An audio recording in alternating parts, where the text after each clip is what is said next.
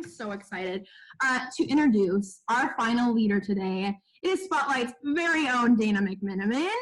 Being no stranger to the arts, Dana grew up on music and storytelling, whether it was the worship leader at her church or the touring women's choir at Cal Baptist University. Dana started with Spotlight back in 2017 as a front desk associate before becoming a voice teacher in 2018.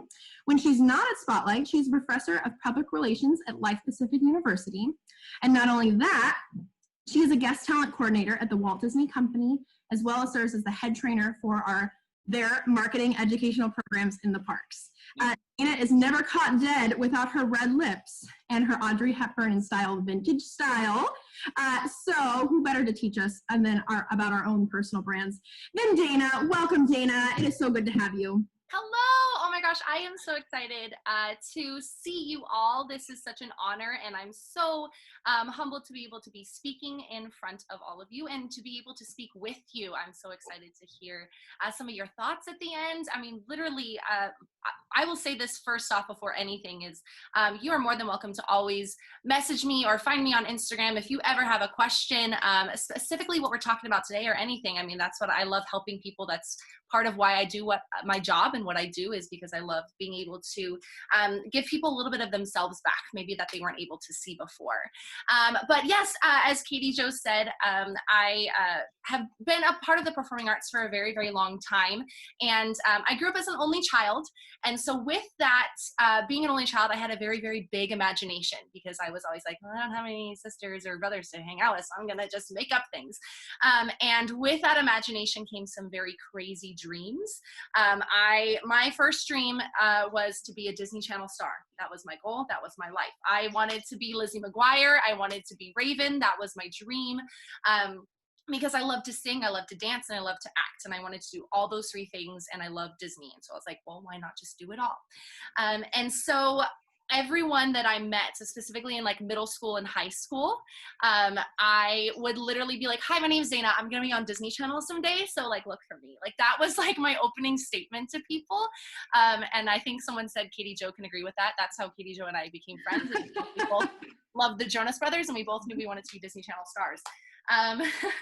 But every time I told people that I was going to be a Disney Channel star, I got like a lot of like laughs, like nervous laughter, like, or they'd be like, oh, that's great. Or they'd be like, oh, well, you know, that's like a 1 in a million shot, or that's not going to happen, and I'm pretty sure every single one of you in the performing arts or out of it who have ever said, oh, this is what I want to do, people are like, oh, well, good luck with that, or they kind of like have that nervous laughter. But I never let that get me down. And I always, I had my parents who are actually here who are always like, oh, go get it, you can do it. So I had a really, really great support system, which I'm actually gonna be talking about later, which is part of branding, is the support system that you have and that you carry around with you. But I went to college, and I started as a music major, and I noticed that a lot of the people in my music department ended up not liking music as much, because they started thinking it was more work than the love of music. And I told myself, that's not something I want to do. I want to make sure that I love music. So there was this major that was coming up at my university that wasn't a major at any other university at this time. And that was in like 2010. And it was called public relations.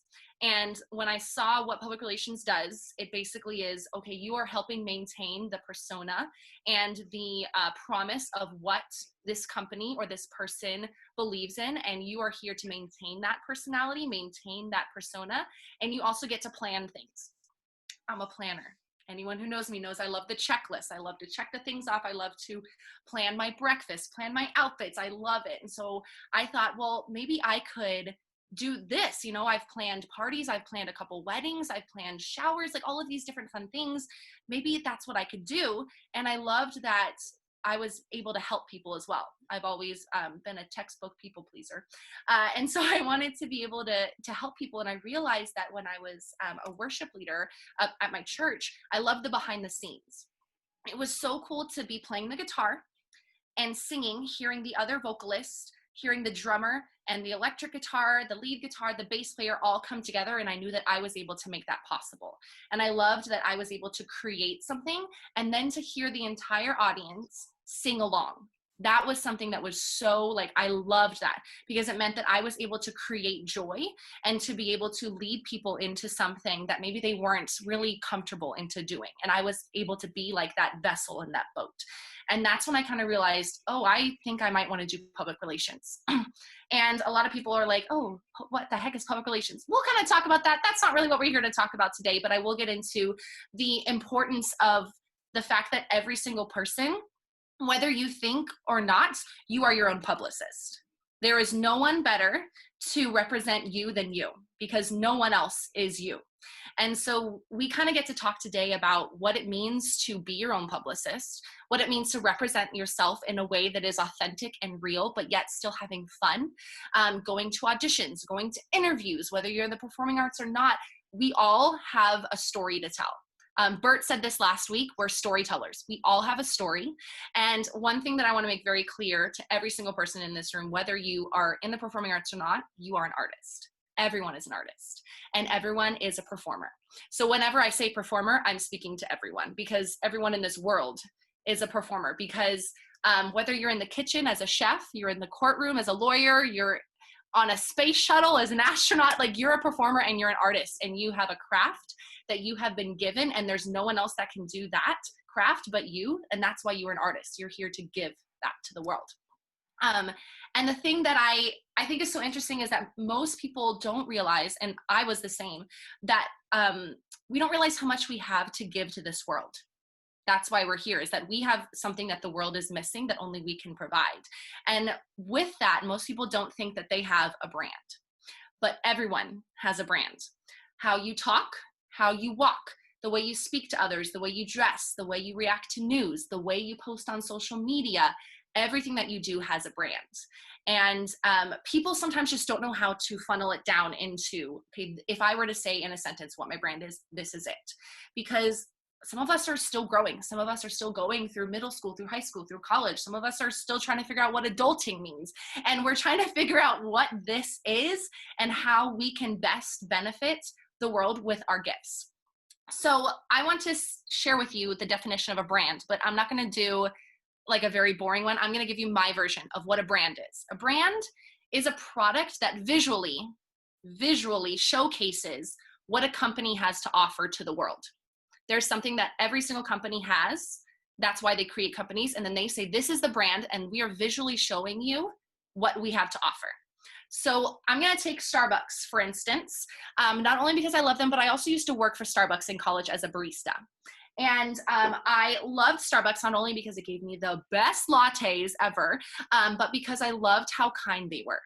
And I noticed that their customer service was great, that they were fast. And it's just like, you saw this green mermaid and you know exactly what it is. You know it's Starbucks. They have built up a reputation of that quality service and of baristas who are very multicultural, people from all over the world. Anyone can get a job at Starbucks and anyone can be a barista and share that passion. And so when it comes to us as human beings, we're like, okay, yeah, companies have brands and everything. What about us? A brand, our brand as a person, our personal brand is a way that someone is able to perceive you. So how you are perceived by others when you come into contact with them. But there's two different types of perception. There's the ones that know you, like Katie Jo has a perception of me because she's been my friend for quite a while. She knows me, but then there's people that might not know me that will already have a perception of me. And our job is to focus on, do we choose that perception of what people are just going to say, okay, well, I've never seen them, but this is my perception and this is what I think of them? Or are we going to choose more to, my brand is what I know that my friends and I know who I am because they have built up that reputation with me and gone, yeah, this is who she is. This is who she is when no one else is around. This is her true character. So I want to share with you my brand. Now, Katie Jo already said, yes, the red lips. That is part of my brand every single day at work. I work for Disney. I work at the university. I wear those red lips. I think someone saw me one day without red lips and they were like, Dana, are you okay? Like, because that's just part of my look. And it's more than just a fashion or a vanity statement. To me, I love the color red. Can you tell? I really love red because it stands for boldness and love and passion, and it's a way to stand out in a way to where, like, I want my voice to be heard, and I want to use my voice in a kind and also a way where I can get people into action. So I love that color red, but also because I use my mouth to speak and to sing. All of us do that. And so with so much attention put on red lips, I would hope that all of the words and the songs that I'm singing are going to be a reflection of how kind and how passionate I am. I want them to be a reflection of who I am. So I want to say that every single time I walk out of the door, I'm telling a story. Not only just with how I dress, but my red lips in general, even though most people won't know that unless I ask them. That's kind of what a brand is. Once you get to know people, then you're like, oh, that makes sense. But you have to build that relationship with them first. If we go back to the dawn of time, go back, cavemen. Actually, you know what? Cavemen had marketing. Everyone has had marketing. Marketing has been since the very beginning of time. It's how you communicate with people and what, oh, I want you to do this. Marketing was all about, we want you to get it, we want you to buy it, and we want your money. Then public relations came in. And public relations said, yeah, we want them to buy it, but we also want to build a relationship with them so that they continue to come back. That's why I love places with punch cards, because 10th sub is free. You know I'm going to be coming back so I can get that free sub, right? Like that. And punch cards are so important because it means that you are creating a relationship with your customers and with your guests so that they want to come back. It's the same with human beings. We all partner with other people, and we all want to create a relationship where we have lifelong friendships and partnerships and relationships where people will go, I trust them and I know who they are and I know what they value. I want to keep coming back to them, but it takes time. So like I said, we're telling a story. We are all storytellers, like I said, and you are being watched. Whether or not you like it, whether or not you know it, every single one of you, we are all being watched. And so it's a point of, okay, I want to be authentically myself, but it's not for show. This is who I am, but people are going to be watching me. So how am I going to represent myself in a way that is going to be truthful and authentic? The hardest part is that there's middle school and there's high school and there's college, and it's tough. It's difficult because there are a lot of people that will not think the way you think. I can honestly say I'm one of the only people that I know that wears red lipstick every single day to work. Like, and I probably say now, people are like, oh, there's that girl with the red lips, and they're like, you know, and it's like, if I wasn't comfortable enough with who I am, which it took a little while, it would be difficult for me to do that. It would be difficult for me to come into work because there's peer pressure. People who say, oh, well, you know, we all dress like this. Why are you dressing like that? Well, because I want to and because I like to. But it takes a lot to get to that point of where you're able to say, I'm okay with this. You have to tell yourself every morning, this is something that I'm already challenging. I'm going to do a lot of fun things with you guys today. I'm just kind of introducing these topics. The very first thing is something that I want to challenge you all to do every day is as you wake up, as you go out the door, even though we're in quarantine, just even as you wake up, I want you to say, this is who I am and this is who I'm going to be. It's very easy for us to say, this is who I am. It's very difficult for us to say, this is who I'm going to be, because that requires action. And that means that we have to act upon what we want to be. And then there's a lot of times when you yourself won't believe it. There's the times when you say, I'm not smart enough, I'm not pretty enough, I'm not talented enough, I'm not tall enough, I'm not thin enough, I'm not good enough. And so it takes time, and it takes a group of people, and it takes some people that will be able to say, hey, I went through this too. And this is what it means. So I want to share some of those experiences with you all, so you know how I got to be the confident professor Disney person that I am today, because it did not happen overnight. It did not happen over a week or a month or even a year. It took a while because you have to do the work. The day that I finally realized I could be myself and project my brand and who I wanted to be was when I saw one of my older friends. And by older, I mean she's 8 years older than me, which is very important. You'll see soon. She was completely being herself. She was dressing the way she wanted to dress. And guess what? Everyone loved her and everyone wanted to be her friend. And I was like, wait a second. I thought that if I dressed the way I wanted to dress and talked, that like everyone would judge me. And yet she's doing that and she doesn't look like anyone else. And yet everyone loves her and everyone wants to be her friend. I want to do that too. And it wasn't because I wanted friends or I wanted people to like me. It was because she was so comfortable with who she was. How did she get to that point? And so it turns out that we ended up becoming good friends, and I was able to lean on her and ask her, hey, how were you able to just be so confident?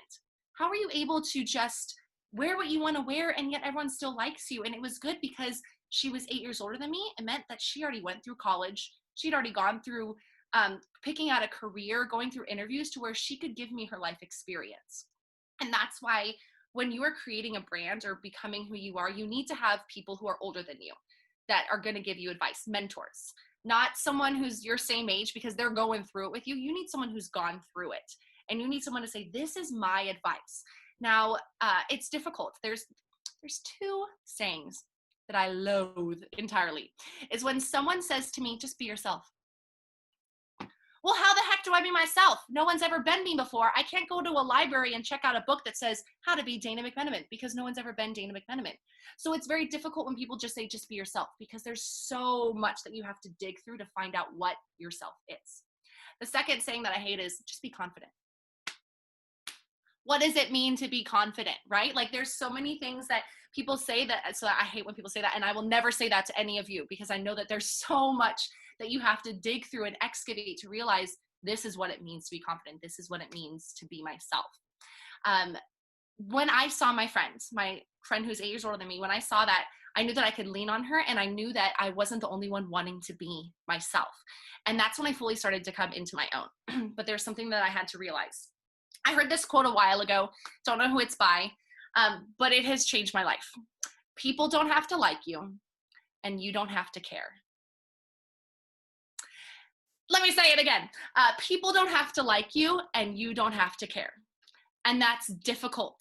Like I said, I am a textbook people pleaser. I want to please everyone. I want to be everyone's friend. People who know Katie Jo and Bert, they work with me at Disney. They know that I just want to say yes to everything, and I want to do everything to make everybody happy. And then they're like, Dana, but you're not being real. You're not being authentic because you're just trying to make everyone else happy. And it's okay if people don't like you. And that's important because if you're able to sit with yourself and go, yeah, I'm okay. I'm okay. Even if this person doesn't like me, because that means that they're not being true with me. Why would I want them in my life if they didn't like me for being me? And that's when you're going to find, I'd say 2 to 3 people in your entire lifetime that are going to help create your brands and mold it into what it is now. There's about 2 or 3 people that have truly changed my life in a way throughout my years of life that have gone like, I've now started a brand, or I've put on a certain part of that brand because that person came into my life and influenced me in a very positive way. The first one is Ellie. She's actually here. I have known Ellie since I was 1 year old, and I'm now 27. So we've had a very, very long friendship. And she's also an only child, so we grew up together. And Ellie and I are very, very alike, but also very, very different.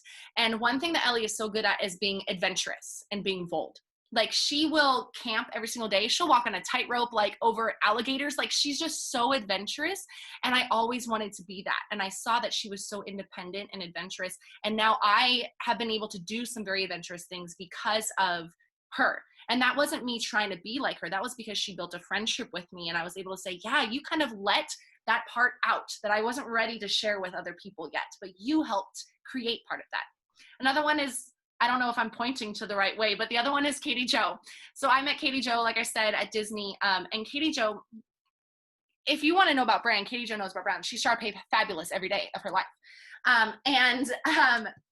Katie Jo is always very honest, but in still a very respectful way. She is bold, and she says it like it is, which is very needed. And I'm always like, well, you could, just run me over with your car. It's okay. I don't want confrontation. Like I get really, really nervous. And she has helped me come out of my shell and be more bold. Take it with the red lips, boldness. I want to have that boldness in my life, and Katie Jo helped me with that. So there's going to be a couple people in your life that are going to help you kind of let your light shine that you couldn't do alone. Mentorship, it's so, so important. And I know that Katie Jo would be, I know almost all of you know her, would be willing to say, hey, can you help me with this? We would be willing because we've gone through it, we've done the work, and we have been able to say, I am 100% authentically myself. I'm okay with it. But this is what I had to do to be that way. So it takes time. Same with Bert Lee Fulton, right over here, or maybe over here. I don't know where he is. I've known Bert for 5 years, but I've truly known him for like 3 years, I'd say. And this past year, even closer, just as a mentor and also as someone that I work with. And I know his brand. I know his character. I know what he values. And every time he walks into a room, people know what they can expect.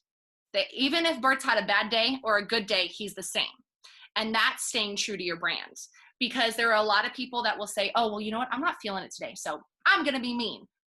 No, that's not being true to your brand. It's okay to not be okay. It's okay to have a bad day, but that doesn't mean you compromise who you are to do it. You just have to be honest and say, you know what? I know that my brand is bringing joy to other people, but I'm just not feeling the joy today. I'm not feeling it. So how do I do it? And it's okay to literally be honest and say, I'm going to try, but I just might not be as bubbly as I am, or I just might want to take my time today and just do my own thing. Conversation. It's about being honest and being open. And that means that you're being authentic, because you don't ever want to be fake. And I know a lot of people are always like, but I don't want to. Of course we don't want to, but it takes that honesty and that vulnerability of saying, you know what, this is how I'm feeling today, but I know who I am. But today, just give me a break a little bit. I just kind of need to figure out who I am. And that's okay. Here's the thing. It doesn't just happen. Like I said, it doesn't happen overnight. And then you say, well, how do I do it? Well, be yourself. No. The first part is accountability. Really, truly, like I said, finding someone who is going to say, who you feel is confident. Like you say, oh my gosh, when I think of confidence, I think of them. Ask them. It's okay to reach out to them, even if it's Katie Jo or Bert or me, or if it's Sharna, or if it's Jenny, or if it's Ron, or any of us who feel confident. If you're like, hey, what did you do?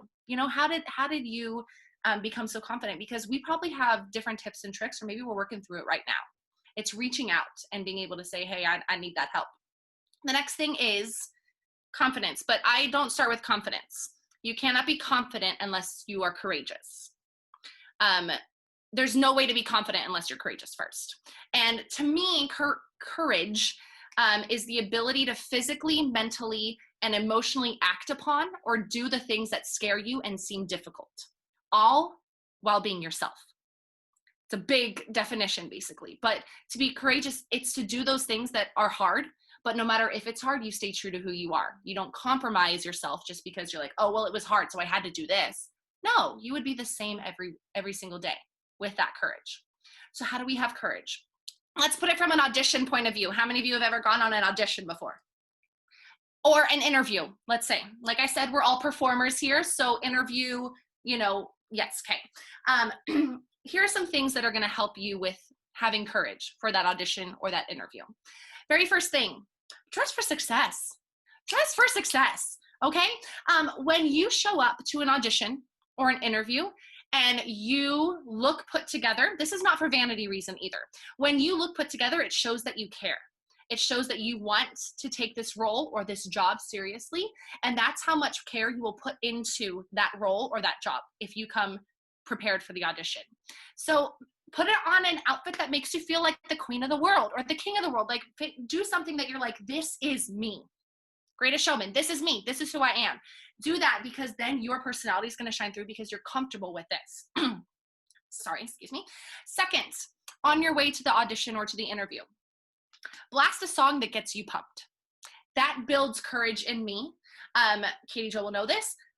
Bam by Zombies, the Zombies soundtrack. Bam. It is a banger. It is so good. And I can't just sit and be like, bam, oh man, I'm a man. No, I'm like dancing, I'm jumping, and it makes me feel good. Like, I'm going to do this. I'm going to get this. So blast a song that makes you feel pumped, that gets you in like the mood to audition or to interview. I also love Wanna Be Startin' Something by Michael Jackson. When I hear that, mama say, mama sa, mama goes up, I'm like, oh, here we go. I get excited because I'm like, this is how I should feel every single day, right?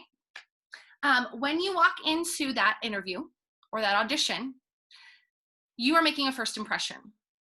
It takes 7 seconds to make a first impression. You walk in, hi, I'm Dana. Oh, hi, I'm Michael. Nice to meet you. Oh, Michael, how are you? 7 seconds. That's it. How the heck do you show yourself in just that 7 seconds? The way you walk in, the way you look them in the eye, the way you smile, the way you approach them, the way you shake their hand. They're all thinking, oh, yeah, I haven't even heard him sing yet, but I'm already a fan, right? Or if you're like, hi. Like, that's not, you want to have a good first impression, because that's going to showcase how you're going to act on and off the stage or on the job.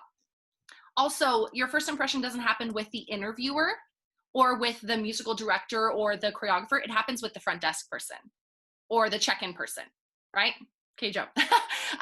But when you think about it, the front desk person or the secretary or the check-in person for that audition, they talk to the director, they talk to the choreographer, they talk to the musical director, which means that you might have had a really, really good audition or a really good interview, but they'll go, hey, how were they when they walked in the room? And they'll be like, well, they still had their headphones in. They didn't even say hi to me. Even if you had a great audition, they're probably not going to hire you because that's how you're treating other people. Just like Bert said, be kind. Know that this is a space that you're walking into that you're not going to be comfortable in, and it's okay to feel out of your comfort zone, but still be kind. Still greet people. Still be a part of the room. Like, start to like people watch. Be ready for it, you know? And make sure that you know that they're always watching as soon as you sit in, you know, and that's part of your brand. If you sit down and you're watching them as they audition, you're not laughing or anything, they're gonna be like, oh my gosh, she was so kind. And for any of you, all of you like Yorba Spotlights that have done a production before, for the next production that you audition for, they remember what you did in that last production and the brand that you showed on and off the stage. So, you know, if you are auditioning and they're like, you know what, well, Sierra was so great last time, and she was just so kind on and off the stage, and she really put in the hard work. You know what, even though she didn't have the lead role, she worked her bum off. So you know what, I want to give her that opportunity. That attitude that you carry with you from the past will affect the future. So you want to be present. You want to be on it at all times, because that's the consistency. Having a brand means you're consistent and you're never going to fall from it, even in those good days and bad days. Other thing, I know that a lot of the times when you're doing a performance or you're doing an audition or you're auditioning or interviewing for anything, and maybe there is a role that you want, or you get a role and you're like, oh, I don't know if I'm ready for that. I'm going to take Regina George as an example, Mean Girls. I would hope that people don't say that I'm a Regina George in real life, but I would love to play Regina George because it's something that I'm not. I am not like, I hope that I'm not that way, but you know, it'd be fun because I'm acting it. Oh, it's like fun. And that's the thing. You're acting, it's a performance. You're more than happy to take something that isn't you, but if it doesn't align with your values and what you believe in, like if Regina George had to wear less clothing, I might not want to do that. Or if Regina George had to say some offensive things to people, maybe I wouldn't want to do that. So there's a fine line. It's like a double-edged sword. Do I choose it because I'm acting, or do I choose it because I actually believe that I can do this without changing who I am? So that's super, super important. And that all comes down to the opportunities that you're given. A lot of the opportunities that I've been given at Disney or at the university wasn't because I asked, I was approached. And it was because of the hard work that I had done and I had shown, and I had just said, you know what, I'm going to do this. I don't need to ask for everything. I need to show that I'm going to actually do it. Actions speak louder than words. I was hoping that I would continue to work and stay true to who I was and who I continue to be.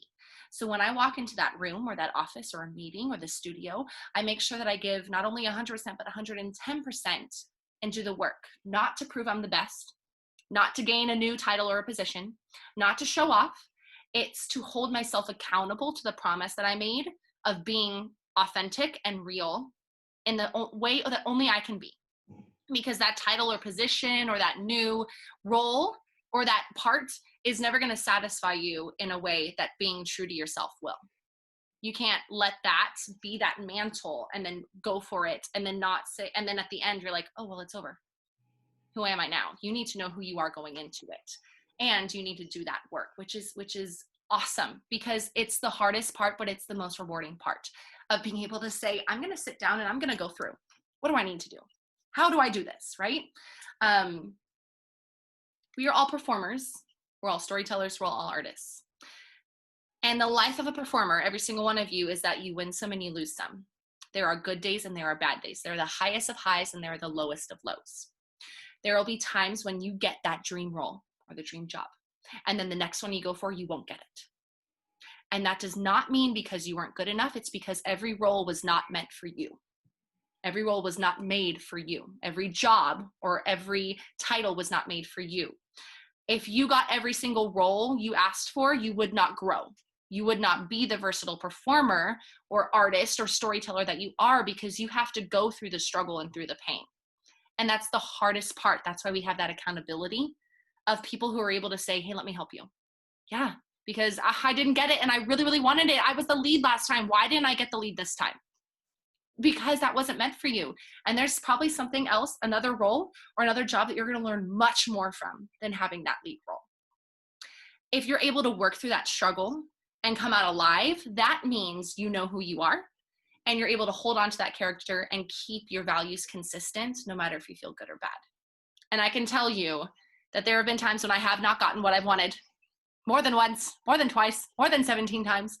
And yet other doors opened and I was like, oh my gosh, I'm so glad I didn't get that, because I would have actually been a bad person if I accepted that, because look at the people around there that are associated with this, because your brand is also consistent with who you hang out with.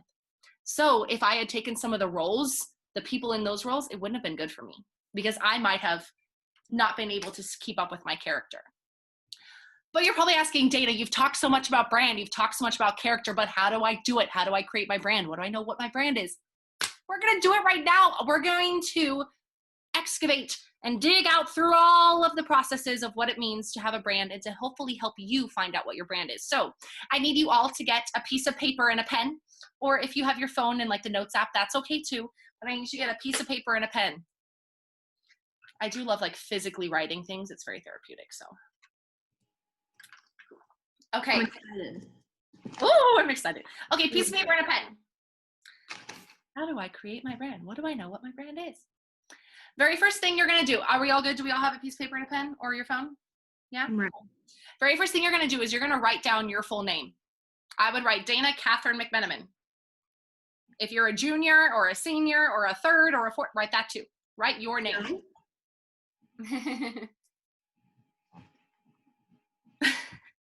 I love the dramatics of that, Ron. That was beautiful. So write down your full name.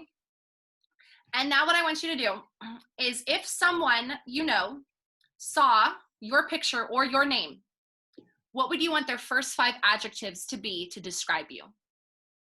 So for example, if someone saw the name Dana Catherine McMenamin, I would hope that they would say that I'm a great listener, that I'm loyal, that I'm empathetic, that I'm wise, that I'm joyful. Those are a couple of things that I hope that they would think of when they saw my name or my picture. Write down the first 5 that come to your mind. You got me thinking, Dana. I know. And it's okay to have fun ones in there. I feel like, well, I hope that they think that I'm sparkly. Then do it. Thank you. Ready to go. Okay, next question. I want you to write down your 5 core values. Dana, what's a core value? Let me tell you. Thank you so much for asking. Okay, core values are basically the, I want to try and say this in the most distinct way, the values that you act upon in certain situations. At the pit of your stomach, when you are up against a fork in the road and you don't know whether to go right, left, forward, backward, those values help you make those decisions and keep you consistent. So example for me, my 5 are boldness, creativity, childlike faith, loyalty, and empathy. I want to make sure that I am bold in my decision making and what I do in my life, that I'm creative in all aspects, that I find the creativity, that I'm loyal to everyone that I have a relationship with, that I'm empathetic to everyone that comes asking me for help, and that I have childlike faith and I never give up, and I know that there's always a promise and that there's always something, and there's always a new tomorrow. I have that faith. So what are your 5?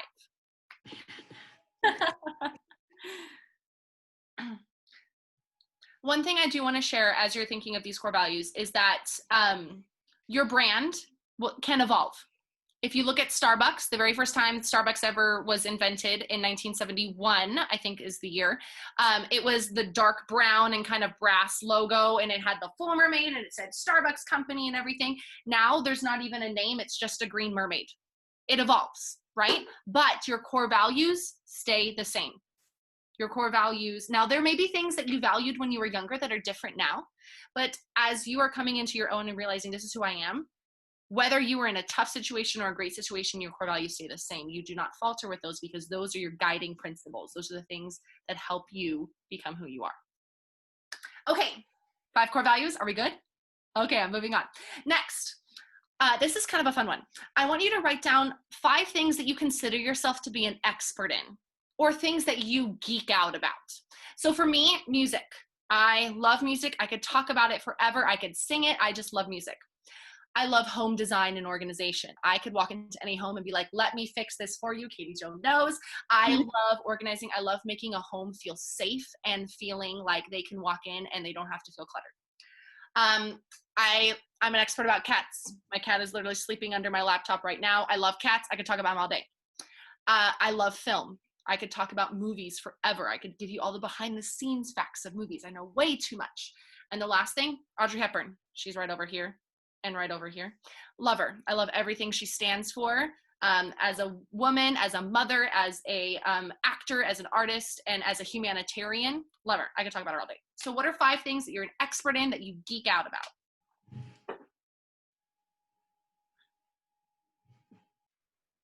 Okay, and the very last one. This one is gonna take some time, so I'm not gonna give you as much time just because we're on a time schedule. This is the one that I really want you to take the most time thinking about. What is your mission statement? A mission statement is when a company says, this is who we are and this is our goal as a company, this is what we want our outcome to be, and we're gonna live by that statement every day. So as a human person, as a human being, what gets you up in the morning? What is the reason you are still here? Mine, to be Dana McMenamin, means that I'm going to create cultural change with gracious empathy and bold faith. That is my mission statement. What is yours?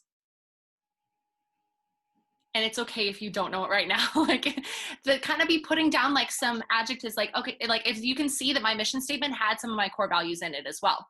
To create creativity, cultural change with gracious empathy and bold faith. That's what I want to do with my life. In every job, position, title, friendship, relationship, that's what I want to do. So think about what your life's mission, your mission statement is.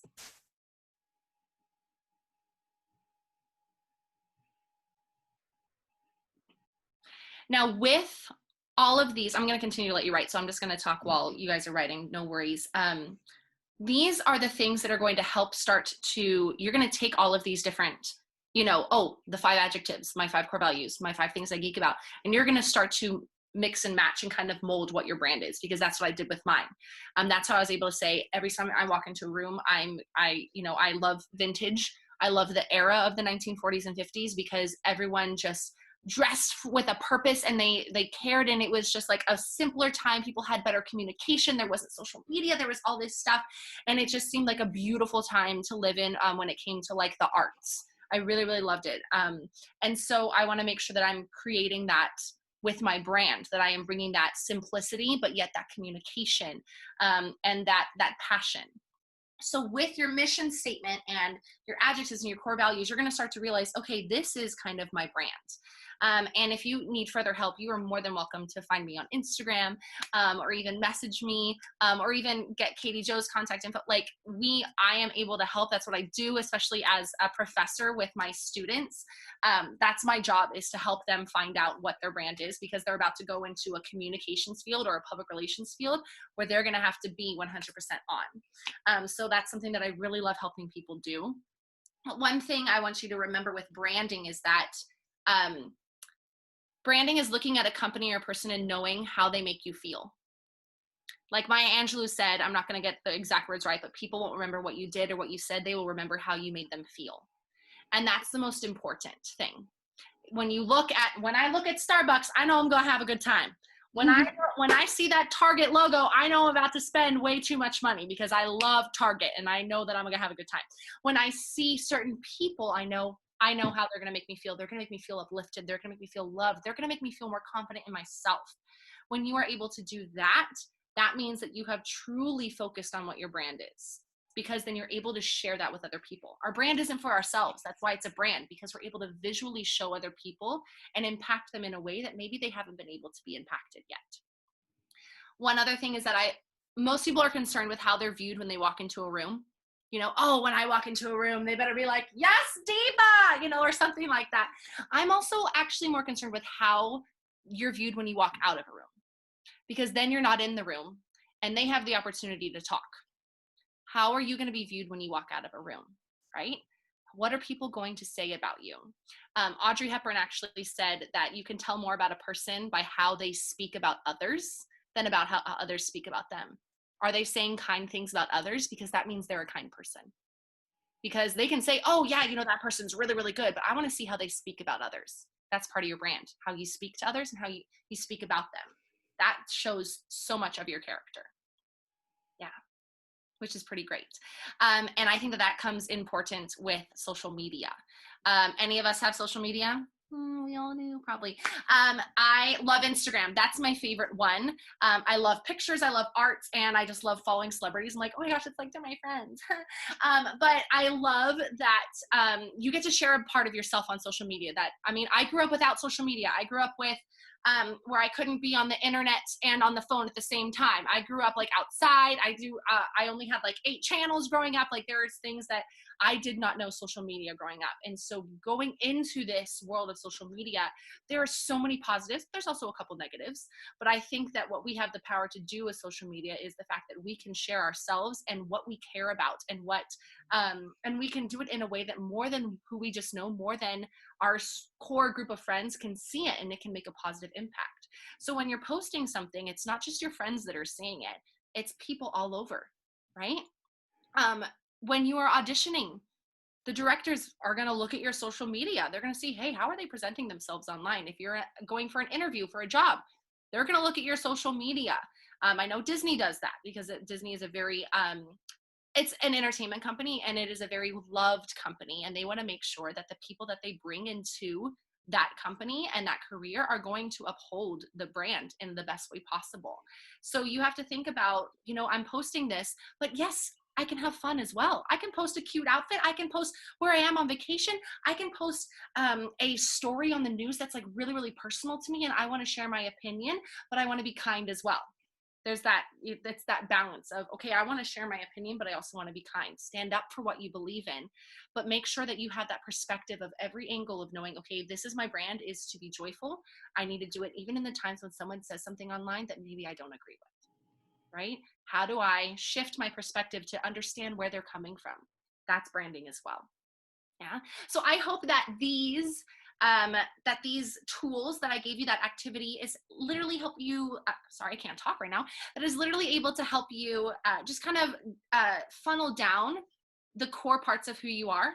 Maybe that's going to help you understand, okay, this is who I want to be. This is how I want to be perceived. And I want to continue to be this positive person. So I need to make sure that this is who I am. This is who I am, and this is who I'm going to be today. That's that challenge. That's what you have to say to yourself. It's a 2-parter. I'm going to say it, but then I actually have to do it, right? Actions speak louder than words. I think that is really, truly the gist. And just like, honestly, I could go for 17 hours. I speak at university, a 3-hour class every week. So I could talk about this for hours, but that is just the beginnings of different tidbits and ways for you to start realizing what your brand is, how to start that courage of being more confident, and different ways that you can be yourself. Awesome. Well, thank you, Dana. I want to open it up and make sure that if anyone has any questions, I have a couple submitted, but I'll open it up first to everybody watching. Does anyone have any questions for Dana? Maybe not, because I just spoke so if not, I can go to one in front of me. Yeah. Get one right in front, and I'll get the ball rolling. So we heard last week from Bert about working for Disney, and I know a lot of us in here have the dream of doing that one day. And they really do look in their performers or their cast members to fit the mold of a certain brand, that Disney brand. How you've worked for the company for 6 years. How do you continue to stay authentically yourself and true to your own brand while also molding yourself to someone else?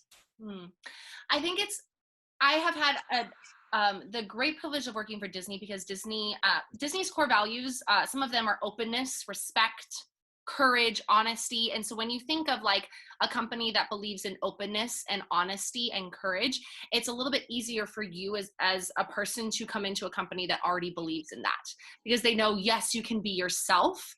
And I think that's the greatest thing, because there's not a lot of companies that will say, nope, you have to be this certain way, or you have to be this certain way. And Disney has done a great job at taking people from all over the world, different beliefs, different looks. And they say, this is what Disney is. It's a worldwide company that believes in being able to touch everyone's lives and hearts from their homes, you know? And so I think that for me, I started in the Disney College program. So if anyone has any questions about Disney College program, let me know, because I went through it. The interview process, the auditioning, and I noticed that it was something where what I believed in already aligned with Disney. And I knew that, okay, I love to make people happy. I love to perform. I love to be around people, but and teach them things. I love to be a teacher. I love to be able to share that. And I know that Disney's really good at that. What if I'm able to do that? Well, what if your brand maybe is like, okay, well, I don't like rides, so why should I work for Disney? That's okay, because I know so many people who are going to have different beliefs or different values, but they can still work for a company because they have a specific job that says, this is what I need you to do. If you can't do that, that's okay. But if this is what you believe in, if this is what you can do, go ahead and do it. There's so many different departments within Disney to where different types of leadership styles, different types of values that they say, okay, we, like in my department, we work with children specifically. We work with the youth. So you need to be able to love on these youth. You need to be able to want to share so many stories with them. You need to be able to encourage them. And what if you're like, okay, well, I love Disney, but I don't love the youth. There are so many different other avenues. There's 28,000 people that work just like in Disneyland in California and Burbank. So there's so many different opportunities that I bet you could find something that fits your personality, because it is a company that believes in that openness and believes in there are so many different avenues. And if it's something to where you are working and you realize, well, this is not who I am, then maybe it's time for you to say, nope, I don't need this. There is definitely times when I was like, I can't do this, you know, and this was not at Disney, but there's other times when I've been like, I can't do this anymore. This isn't who I am. So I need to walk away. And even though it was such a tough decision, it was the best decision I ever made, because a weight was just lifted off my shoulders, because I was like, I don't have to pretend anymore. I don't have to be something. So yeah, Disney is a great company because it allows you the options of really kind of figuring out where you want to be and letting that align with who you are. Love that. I love that. Wonderful. We're going to open it up again to the audience. Does anyone have any questions for Dana? Anyone? Okay. Oh, Sharna has one. She just messaged me. Sharna, I'm going to unmute you. Okay, let me see. Maybe you need to unmute yourself. It's not letting me. Yeah, I'm good. Can you hear me now? Yes. Hey, you're such a positive person. You're such a light. You're always wanting to help, like you mentioned, pleasing and always just trying to go above and beyond. So my question for you, you have these great, core values and your mission statement and what you stand for. But let's say you get into either a production or a class or a job where maybe the person who's in charge of you, their core values, their vision, what they want to do doesn't really align with how you feel about things. And how do you balance that as a professional and then from a personal point of view? So, we all need jobs when we grow up. We all have to take classes that we aren't allowed to be like, no, I don't want to do this class. Or we get in a show that maybe that director or somebody that we're working with, they behave differently and think of things differently than we do. How do you address that? Perfect question. Okay, so I think for me, there have been times when I have definitely thought a certain way and my leaders have thought differently. And it is difficult when I say that one of my core values is boldness, but yet I feel like there's times when I can't speak up. And it's not because I don't want to, but it's because I want to be respectful. And I understand that maybe their job is something that is not part of my job description. And I think that there's times when with you as your core values, if you are, in a role, or in a job and you see that person is doing something that you don't agree with, I think the first thing is having communication and a conversation. Mm-hmm. Because maybe you are not seeing something that they are seeing. Because they have the behind the scenes, they are able to see things that maybe they are not presenting to you. And I've actually been able to have some great conversations with leaders recently where they were kind of able to pull back the curtain a little bit and say, hey, this is why we did this. And I'm sorry we didn't tell you this before, but it's because we had to keep a little bit of our integrity and we had to make sure that we were being honest and truthful, but that we weren't saying something too soon. And I think that is important. And it's very difficult for leaders because sometimes they have to keep things behind the curtain to protect the show, to protect maybe finances, maybe if it's to protect maybe even the kids, maybe it's like, hey, you're a little young. I don't think that you need to know this, but please know that this is why I'm making this decision. And so I think the very first thing is to have that conversation with that person. And if they are a director that you respect, even if it's something that you don't know, they should be able to say, oh my gosh, I'd love to tell you. Most of the reason we end up getting our certain biases is because we don't ask and we don't see both sides of the story. And so I would say, yeah, the first thing is to go up to that person and say, hey, you know, I love this role and I am so honored, but you made that choice and I'm just trying to figure out what was the reason behind it. Tell me what that was. And when they give you that reason, if it's still something that you feel you cannot go with, then you take it into consideration. You go, okay, is this something I still want to do? Is this something that I can grow in? Is this something that will challenge me in a good way? Then yeah, I'm going to stay forward. If this is something I'm going to continue to be upset about and I'm going to be, you know, I'm not going to come to work happy or I'm not going to come to rehearsal happy, then maybe it's something where you need to go, okay, well, there's something wrong. And maybe it's with me not being able to understand their side of the story. But the very first part is that communication and really just being open and honest and saying, why did you do that? Can you help me understand just a little bit? I think that's the first step. And then based off of their reaction and their answer, that's going to help you decide a lot more, because a lot of us make decisions without asking what that side of the story was. And then we're like, oh, well, if you would have just asked, I would have totally told you. So it's like, yeah, have that communication. It's scary. I hate confrontation, but we have to do it, right? We have to. I love that. So Thanks, Tina. oh my gosh, of course, Sharna. Yeah. Does anyone else have a question? I have one written here too, but I want to make sure. Is anyone at all? Going twice? Hold it. If you have another one here. So Dana, you talked briefly about we are associated with the people that we keep around us, whether or not we like that. So how do you navigate? You have a close group of friends, and maybe a close group of friends doesn't necessarily align with your core values, or you want to stand out in the crowd, but you're too busy being you know what I mean? Being surrounded by people who are not representing you the way that you want to. How do you remain a kind person and keep those people in your life without being associated with them? If that Good. I can personally say that I have dealt with this pretty recently too. And I would say that something that I struggle with is because I want to see their side of the story and I want to believe that everyone is good. And I do believe that everyone is good, but there are things that happen in their life that can hurt them and then make them start to have certain views or act a certain way. And it's very, very difficult because I'm like, what happened? You used to be a good friend of mine. What the heck happened? I think the very first thing is being able to step back a bit.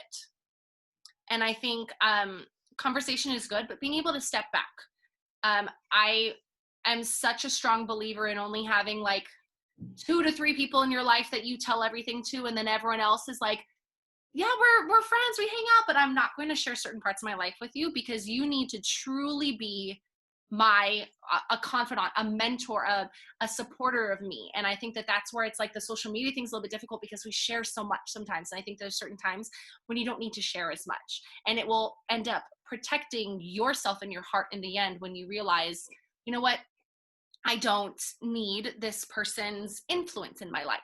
And I think influence is a huge part of it, because when you start hanging out with your friends, you start to act like them. It's what happens. It's just because you're starting to kind of morph into their personalities. So you need to make sure you know who you are before friending someone who might have a different view than you. It's okay to have friends that have different views than you, because I think it's good for us to see that other side of the story. There may be someone who has a different religion than I do. I would hope that I would still be able to have conversations with them and be friends with them, because that means that I'm able to be open enough and they would know that I'm a kind person. But I need to know who I am before going into that conversation, or I need to know who I am before going into that friendship. And I would say their friendship benefits me. It does not make me who I am. If your friendships benefit you and make you better, those are the friendships you should have.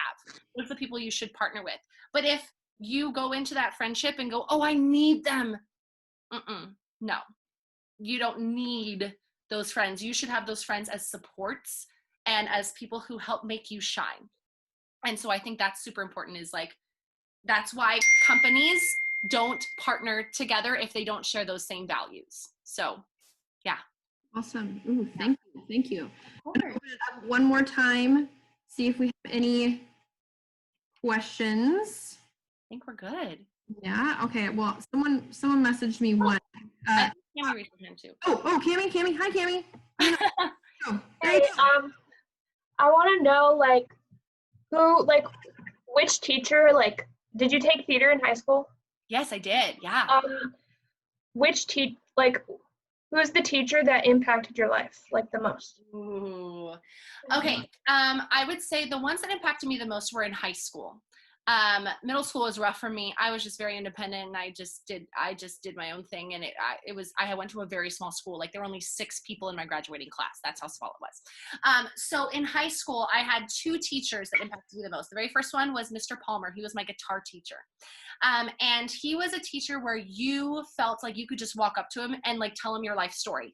He had such a calming demeanor, and he was he made his own guitars and instruments. Like, he was incredible. He's so gifted, and he made me learning guitar feel like a breeze. Like, it was so easy to learn from him because his style of communication and the way that he was able to say, like, hey Dana, how you doing? How's that G chord coming on? Or how's that F chord? I'd be like, oh, I'm trying so hard. My fingers don't work like this.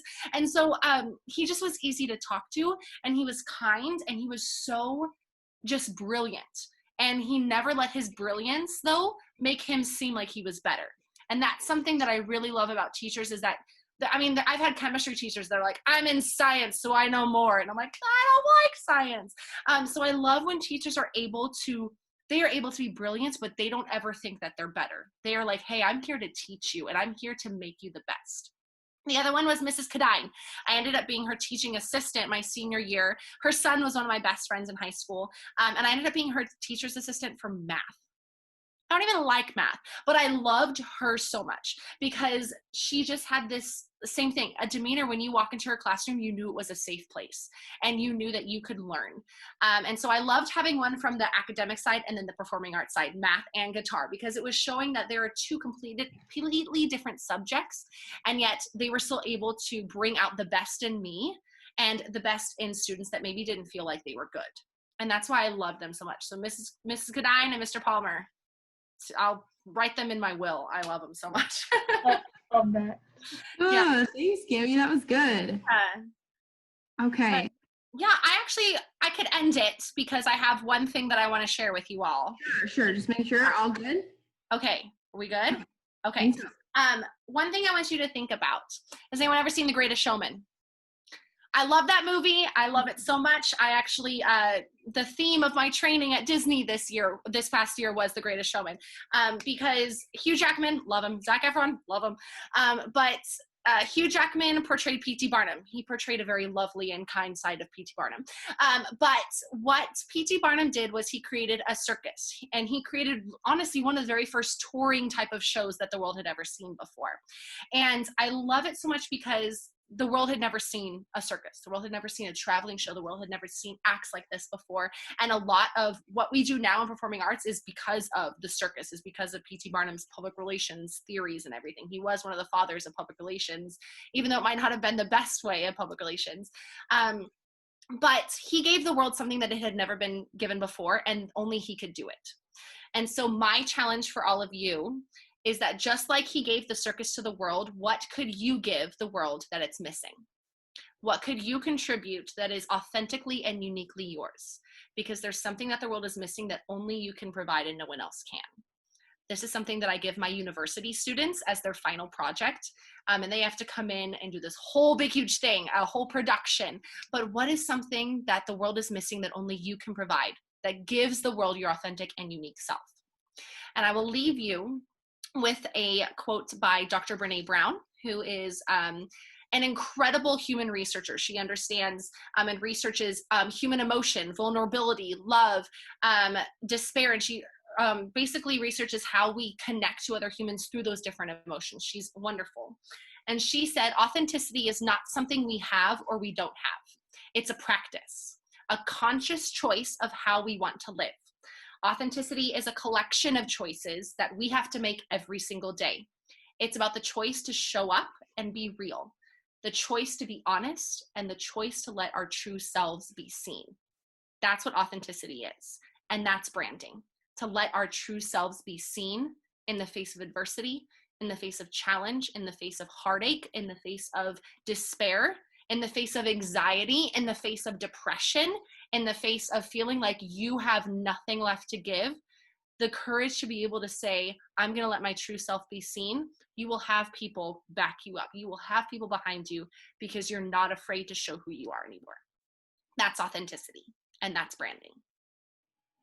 I love that. Ooh, well, thank you for joining us. Dana is currently teaching online private vocals. So if you're just like, I can't get enough of this gal, reach out and let us know. The Leadership Speakers series has been so wonderful, and I am so proud in my full heart to see all of your faces, but also see you guys continue to fill up your cup with all of this knowledge. It's been really wonderful to see you all come in every week. We have a lot of things happening this summer, so we're not going anywhere.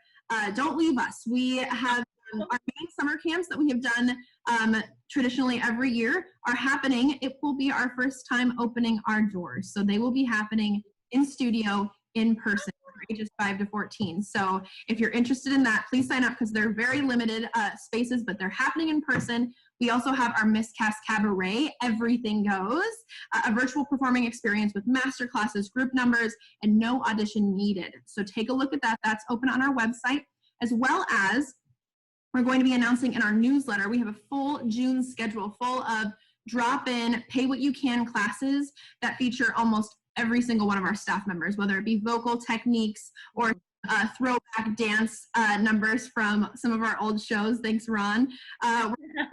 Backs. We'll have some breakfast with Bert talkbacks. It's going to be a lot of fun. So that will be in our newsletter and probably online June 1st. So make sure that you sign up for that, and we'll see you there. Thank you all. Thank you all so much. Oh, thank you all so much. It was so wonderful to be here. And like I said, my Instagram is at I am Dana Mac, M-A-C. You'll find me on Your Belinda Spotlight. But seriously, if you ever have any questions or just are like, how do I be confident? Girls and boys, I got you. Just let me know. I'm here to help. That's my passion and my love.